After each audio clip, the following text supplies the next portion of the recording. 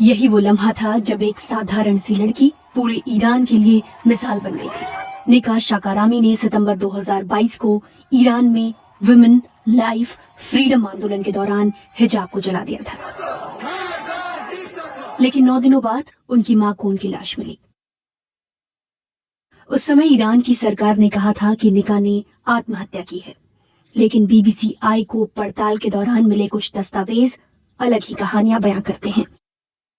ये ईरानी revolutionary guard core की एक गोपनीय रिपोर्ट लग रही है, जो कि ईरानी सुरक्षा बलों का हिस्सा है। हमने इसे अंग्रेजी में ट्रांसलेट किया है और इसमें निका के मामले की गोपनीय सुनवाई का ब्यौरा है। इस दस्तावेज के अनुसार प्रदर्शनों के दौरान अंडरकवर काम कर रही यूनिट, जिसे टीम 12 कहा जाता है, उसने निका को निशाना बनाया। उन्हें गाड़ी के पिछले हिस्से में डाल दिया गया, जो एक ट्रक था। उनके हाथ बंधे हुए थे। इस रिपोर्ट में टीम 12 के सदस्यों के बयान दर्ज हैं कि आगे क्या हुआ। अराश ने उसके मुंह में अपनी जुराबें ठूंस दी थीं। मैंने देखा कि सादेक उसके ऊपर बैठा हुआ था और उसका हाथ निका की पैंट में था। उसने मुझे चेहरे पर मारा, इसलिए मुझे अपना बचाव करना पड़ा। मैंने उसे लाठी मारने की आवाज सुनी।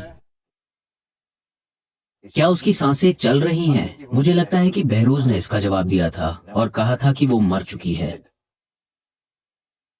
हमने डॉक्यूमेंट्स में दर्ज बातों का मिलान, प्रदर्शन के वीडियो की जियो लोकेशन, निका डेथ सर्टिफिकेट और उनकी मां के बयानों से किया।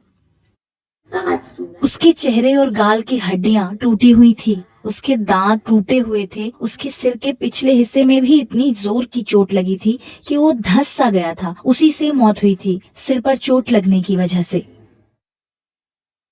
हमने ये दस्तावेज कई विशेषज्ञों को भी दिखाए। कुछ मामलों में एक रूपता न होने के बावजूद उनका कहना था कि ये डॉक्यूमेंट्स सही लग रहे हैं। एक एक्सपर्ट इस रिपोर्ट के ID नंबर को ईरानी रिवॉल्यूशनरी के गार्ड में मौजूद अपने सूत्र के जरिए वेरीफाई कराने को तैयार हो गया। ये 322 पन्नों की एक फाइल का हिस्सा है। ये रिपोर्ट एक न्यायिक जांच की है जो 2022 के दंगाइयों से जुड़ी है। वो इसकी पुष्टि कर रहे हैं। क्या किसी तरह की संभावना है कि ये डॉक्यूमेंट फर्जी हों? कोई संभावना नहीं है, ये असली है और हम ये मान रहे हैं। इस दस्तावेज से ये भी पता चलता है कि सुनवाई का नतीजा क्या रहा।